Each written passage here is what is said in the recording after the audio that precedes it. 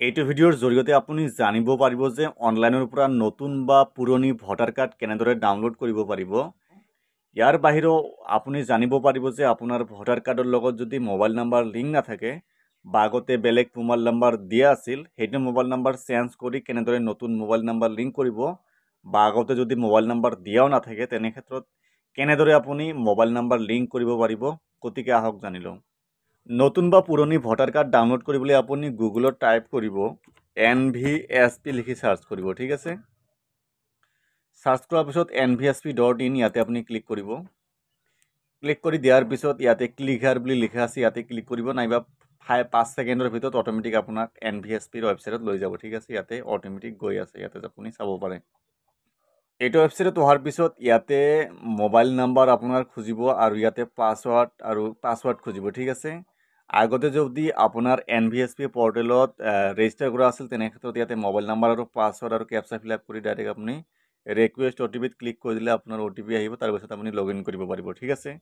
কিন্তু আপুনি যদি NVSPত আগতে লগ ইন কৰা নাই তেনে ক্ষেত্ৰত ইয়াতে সাইন আপ এটা অপশ্যন আছে, ইয়াতে ক্লিক কৰিব।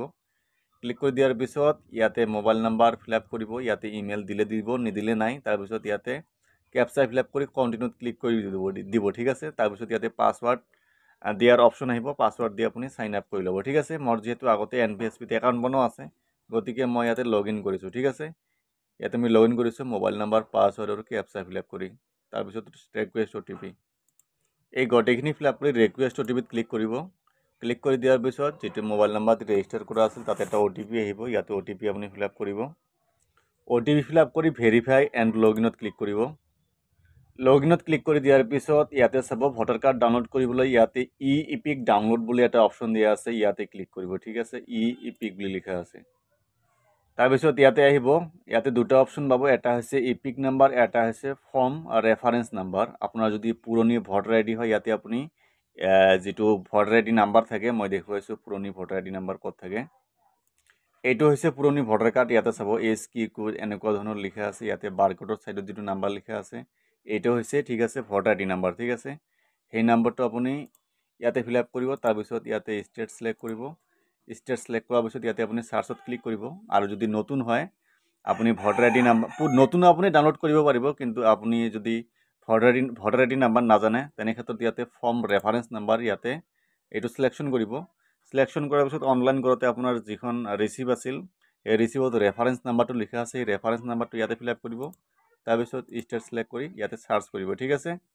মই ইয়াতে ইপিক নাম্বাৰ দি মই সাৰ্চ কৰিছোঁ, অৰ্থাৎ ভোটাৰ আইডি নাম্বাৰ দি, ঠিক আছে।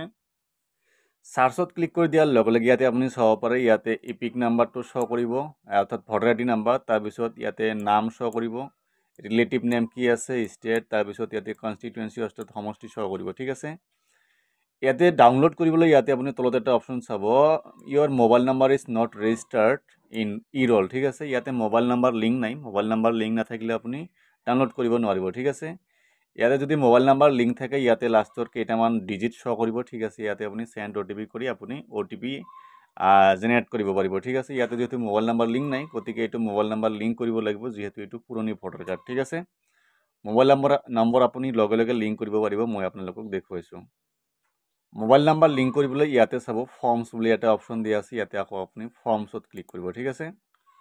ফৰ্মছত ক্লিক কৰি দিয়াৰ পিছত ইয়াতে চাব ফৰ্ম 8 বুলি লিখা আছে, ইয়াতে ক্লিক কৰিব।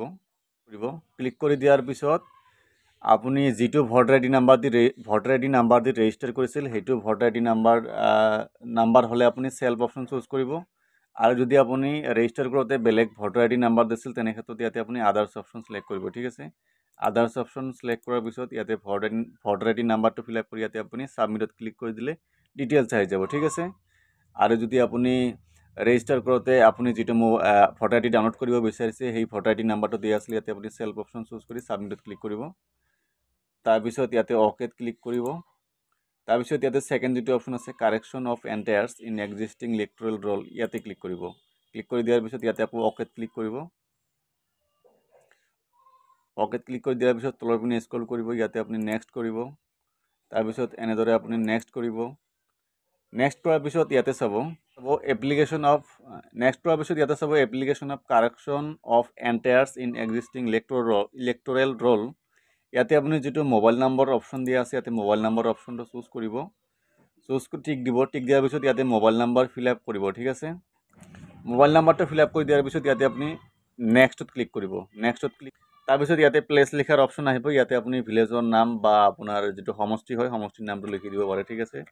তাৰপিছত ইয়াতে আকৌ নেক্সট কৰিব, নেক্সট কৰাৰ পিছত ইয়াতে চাব কেপচা যি আছে কেপচা ইয়াতে same to same fill up কৰিব। কেপচা যদি বুজি নাপায় ইয়াতে ৰিলোড অপশ্যন দিয়া আছে, ইয়াতে ক্লিক কৰিব, ক্লিক কৰি দিয়াৰ পিছত ইয়াতে কেপচা ফিল আপ কৰি দিব, ঠিক আছে।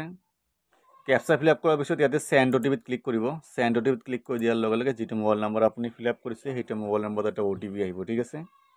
অ'টিপিটো ফিল আপ কৰি দিয়াৰ পিছত ইয়াতে প্ৰিভিউ এণ্ড ছাবমিটত ক্লিক কৰিব, ইয়াতে গোটেইখিনি প্ৰিভিউ শ্ব' কৰিব, ঠিক আছে। ইয়াতে আপুনি তলৰ পিনে ডাইৰেক্ট স্ক্ৰল কৰিব, স্ক্ৰল কৰাৰ পিছত ইয়াতে আপুনি ছাবমিটত ক্লিক কৰিব, তাৰপিছত য়েছত ক্লিক কৰিব।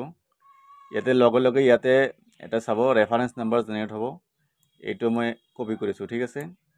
এনেদৰে আপুনি কপি কৰি ল'ব, অ'কেত ক্লিক কৰিব। কপি কৰাৰ পিছত ইয়াতে ট্ৰেক এপ্লিকেশ্যন ষ্টেটাছত ক্লিক কৰিব, ক্লিক কৰি দিয়াৰ পিছত ইয়াতে ষ্টেট ছিলেক্ট কৰিব, তাৰপিছত ইয়াতে ৰেফাৰেঞ্চ নাম্বাৰ ফিল আপ কৰি ছাবমিটত ক্লিক কৰিব, ঠিক আছে। ইয়াতে চাব এনৰল আপডেটেড, মই এতিয়া আপডেট কৰিলে মোবাইল নম্বৰ, ইয়াতে চাব লগে লগে মোবাইল নম্বৰ আপডেট হৈ গৈছে, ঠিক আছে। এতিয়া ভোটাৰ আইডি ডাউনলোড কৰিবলৈ ইয়াতে আকৌ ডাউনলোড ইপিকত ক্লিক কৰিব, ইপিক, তাৰপিছত ষ্টেট ছিলেক্ট কৰিব, তাৰপিছত ইয়াতে voter ID number feel up কৰিব, তাৰপিছত ইয়াতে চাৰ্চত ক্লিক কৰক, একেবাৰে ইজি প্ৰচেছ।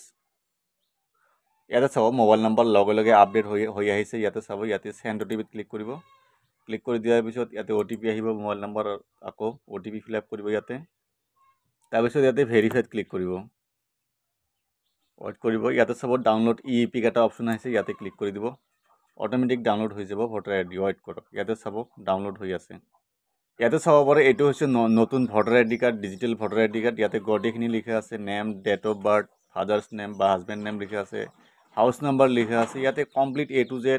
এইটো আপুনি as a identity proof, as proof, address proof হিচাপে আপুনি ব্যৱহাৰ কৰিব পাৰে, ঠিক আছে।